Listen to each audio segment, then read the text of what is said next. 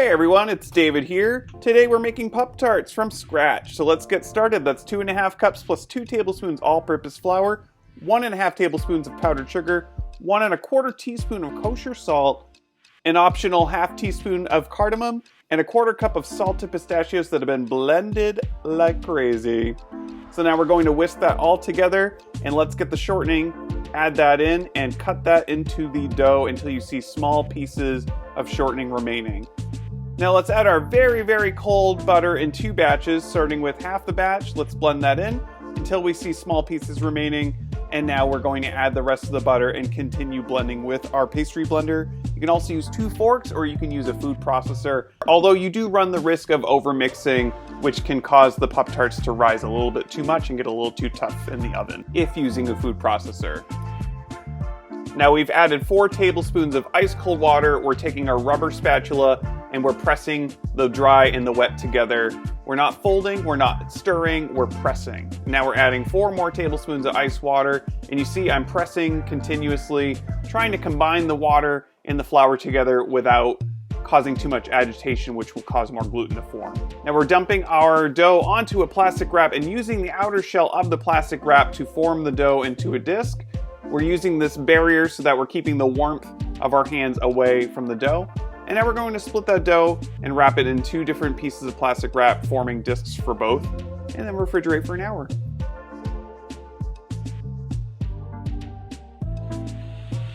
To make the filling, let's heat a saucepan over medium heat, add a cup of strawberries, cup of cherries, 1/2 cup of sugar, and a teaspoon to a teaspoon and a half of lime juice. Stir that all together. Once it bubbles, turn the heat down to low, and after about 25 minutes, you should see these clean streaks forming.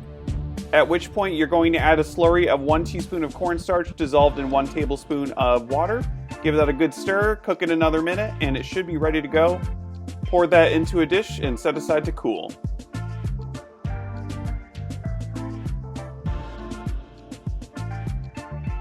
Alright, now it's time to roll out the dough. We're going to prep 2 pans with parchment paper, and then we're going to lightly flour a surface, lightly flour the top of your dough, and then lightly flour your rolling pin. Roll out starting from the center, moving out toward the edge, and being sure to add additional flour underneath as you're rolling to make sure that the dough is not sticking to your surface.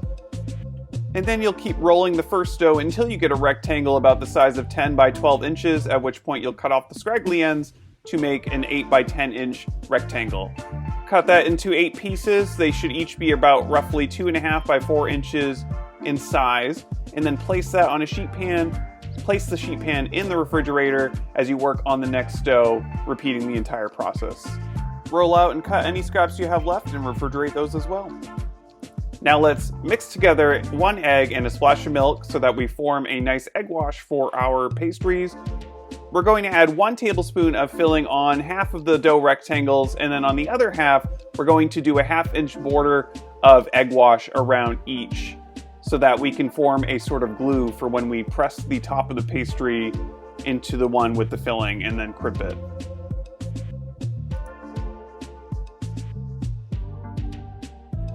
Now take each top with the egg wash, face it down on top of the pastry with the filling, press the edges together, and then do that for the remaining doughs, at which point you're going to take the tines of a fork and then crimp the edges entirely around each of the pastries so that you form a nice seal. This prevents the cherry strawberry filling from coming out. Also be careful when you're adding the filling, as adding too much can make it seep across the edges, as you can see from the one I'm crimping at the moment.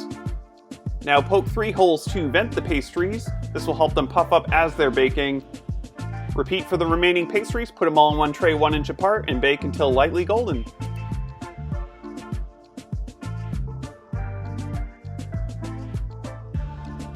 This icing is super simple. We have 1 cup of powdered sugar in a small bowl. We're adding 4 tablespoons of heavy cream. If you like the consistency once you mix it, go with it. If not, add a little bit more.